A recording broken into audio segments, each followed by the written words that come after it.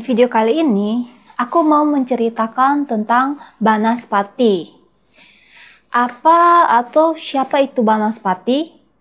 Daripada kalian penasaran, aku bakal spill semua hal tentang Banaspati. Bersama aku Kay, yuk dengerin aku bercerita. Banaspati merupakan makhluk mistis yang memiliki kekuatan besar dan biasa ditemukan di dalam hutan. Berelemen api dan berbentuk seperti bola api yang bisa menewaskan korbannya. Lebih familiar di Pulau Jawa dan Kalimantan. Juga dipraktekkan sebagai sarana ilmu hitam perdukunan. Banaspati yang berwujud bola api bergerak dengan cepat melayang atau terbang dari satu pohon ke pohon yang lainnya yang berukuran segenggam tangan orang dewasa. Jika si korban merasa takut, maka wujud bola api Banaspati akan semakin membesar yang kemudian akan memangsa korbannya. Di lain sisi, Banaspati juga dipercaya memiliki wujud seperti manusia dengan tubuh yang diselimuti oleh api yang berjalan menggunakan kedua tangan dan kakinya berada di bagian atas. Nah, dalam wujud ini, Banaspati akan memburu korban dengan cara menjulurkan lidah api ke si korban agar korbannya terbakar. Sosok Banaspati juga kerap ditemukan dalam relief candi dan di bagian atas pintu masuk candi yang berbentuk kepala raksasa yang dipercaya sebagai penangkal pengaruh buruk yang akan memasuki kawasan candi. Di sebagian candi yang berada di daerah Jawa Timur, Banaspati juga disebut sebagai kala dan pahatannya dapat ditemukan pada bagian atas lubang pintu suci candi. Nah, itulah penjelasan singkat tentang Banaspati. Sekarang kita masuk ke bagian asal-usulnya. Sosok Banaspati dianggap memiliki kesamaan dengan mitologi dari negara India, yaitu Kirti Mukha yang mengisahkan tentang seorang raja raksasa atau asura bernama Jalandhara yang sakti dan kejam. Suatu ketika, Jalandhara memerintahkan seorang raksasa sakti yang merupakan bawahannya yang bernama Rahu untuk pergi ke surga dengan tujuan untuk menghancurkan daerah serta kewibawaan kekuasaan Dewa Siwa. Serangan itu menyebabkan Dewa Siwa menjadi murka yang menyebabkan dari bagian tengah dahinya muncul satu makhluk yang sangat dahsyat yang ditugaskan untuk membasmi Rahu. Kekuatan raksasa yang tercipta dari rasa murka Dewa Siwa membuat Rahu takluk dan memohon ampunan. Lalu, makhluk raksasa yang tercipta dari Dewa Siwa ini tanpa henti-hentinya memakan segala sesuatu yang ditemuinya. Dewa Siwa menyadari masalah itu dan dengan segera memerintahkan raksasa sakti itu untuk memakan bagian tubuhnya sendiri. Ia lalu mulai memakan bagian tubuhnya mulai dari kaki, lengan, bagian paha, bagian perut, dan bagian dada hingga seluruh tubuhnya sendiri dan hanya bagian wajah atau kepalanya saja yang masih tersisa. Selanjutnya, Dewa Siwa bersabda, "Sejak saat ini, engkau anakku bernama Kirti Mukha dan aku nobatkan engkau untuk menjaga istanaku. Engkau tinggal di ambang pintuku, engkau akan termasyur. Barang siapa masuk tanpa menyembahmu, mereka tidak akan memperoleh rahmatku."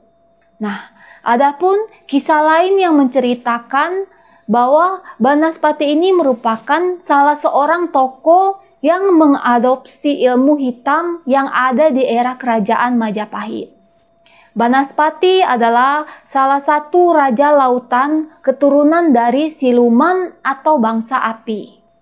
Ketika Banaspati memimpin bangsa siluman, banyak dari manusia yang menjadi korban keganasannya. Meski demikian, berkat pertolongan dari Nabi Khidir, akhirnya Raja Banaspati bisa dibunuh.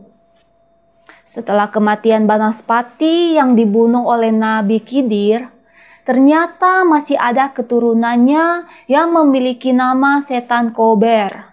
Nah, Setan Kober ini diyakini hidup 500 tahun setelah Banaspati dibunuh. Banyak masyarakat Jawa yang mempercayai kalau Setan Kober hidup di daerah hutan Panji. Masa kejayaan dari Setan Kober berlangsung tepat pada era keemasan Kerajaan Majapahit. Pada masa itu, ketika belum mempunyai kekuatan dan belum mempunyai kerajaan, Setan Kober memutuskan untuk melakukan kerjasama dengan Pati Gajah Mada untuk membumi hanguskan para pemberontak serta melakukan perang melawan kerajaan-kerajaan Islam yang juga meliputi kerajaan Demak. Setan Kober terkenal akan kesaktian dan kelicikannya. Pada masa perang antara Majapahit dengan Demak Bintoro yang kala itu dipimpin oleh Raden Fata, Setan Kober kerap membuat kerajaan Islam mengalami kekalahan. Setan Kober pada akhirnya berhasil dikalahkan oleh Pangeran Sutowijaya. Hingga saat ini, keturunan Banaspati pun dipercaya masih tinggal di hutan Panji serta mendirikan kerajaan di lautan. Nah guys, ada 3 jenis Banaspati yang dikenal secara luas oleh masyarakat Jawa dengan wujud yang berbeda-beda. Pertama, Banaspati Geni. Banaspati Geni adalah Banaspati yang memiliki ikatan kuat dengan udara yang menjadi sumber utama kekuatannya. Sumber kekuatan utama lain ialah rasa takut seseorang. Semakin besar rasa takut, semakin besar juga kekuatan dari Banaspati Geni. Nah, Banaspati Geni ini menyerang targetnya melalui udara untuk membuatnya lebih kuat dan lebih membara. Energi udara yang dimanfaatkan oleh Banaspati Geni menambah kobaran apinya menjadi semakin besar. Yang kedua, Banaspati Tanah Liat. Nah, Banaspati Tanah Liat kerap bersembunyi di hutan. Dia senang menghisap darah korban hingga habis. Incaran dari Banaspati Tanah Liat yaitu orang yang tak menampakkan kakinya langsung ke tanah. Cara paling mudah agar tidak diincar oleh Banaspati Tanah Liat adalah berdiri langsung di tanah tanpa mengenakan alas kaki. Nah, Banaspati jenis Tanah Liat tak akan menyerang orang yang menampakkan kakinya langsung ke tanah ya. Dan ketiga, Banaspati Air. Banaspati Air mengincar target di air. Pada awalnya, Banaspati Air akan menghisap darah korbannya, kemudian jasad dari korban akan ditenggelamkan. Orang-orang zaman dahulu mengatakan bahwa penangkal dari Banaspati Air adalah orang tersebut harus bersentuhan langsung dengan tanah. Jadi mirip sama yang kedua ya. Cerita kali ini nggak begitu seram ya guys, tapi tetap menarik. Nah guys, aku mau nanya nih, siapa yang pernah melihat atau bertemu dengan Banaspati? Boleh komen di kolom komentar ya. Terima kasih sudah menonton video ini sampai akhir. Jangan lupa like, subscribe, dan tekan tombol lonceng notifikasinya. Bye-bye.